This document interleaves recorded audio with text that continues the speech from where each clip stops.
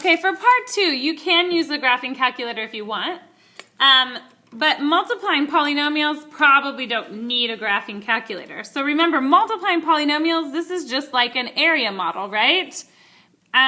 So we're going to use a box, but we're going to work from the outside in, right? So we'll do the negative 5x here. It's like this one is negative 5 plus 3 long, negative 5x, and this one's 2x minus 2 long, right?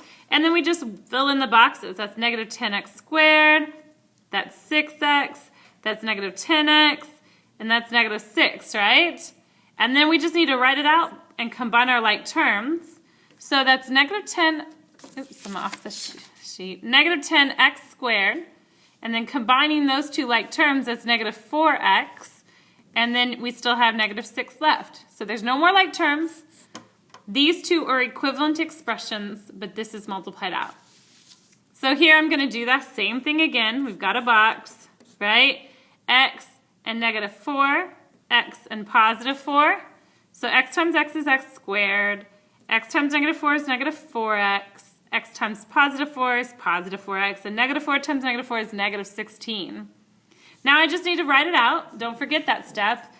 X squared doesn't have any like terms, so it goes here. These two are like terms, but look, 4x and negative 4x, they cancel. That's 0, so I don't have anything to write for x's, but I still have to write my negative 16. So x squared minus 16 is what these two multiply out to. So it's kind of strange. You might expect a trinomial. Usually when we multiply binomial times a binomial, we get trinomials. But here, that's not what happened, right? These two ended up canceling, so we ended up binomial times binomial getting a binomial. All right, so here's another one. Now, this one, you may want to just go ahead and do distributive property the way you learned, right? Negative 3x times 5 and negative 3x times negative x. Because that's really all this is. It's just distributive property. We're distributing this to everything and distributing this to everything. But the box, this area model, is a good way to organize it.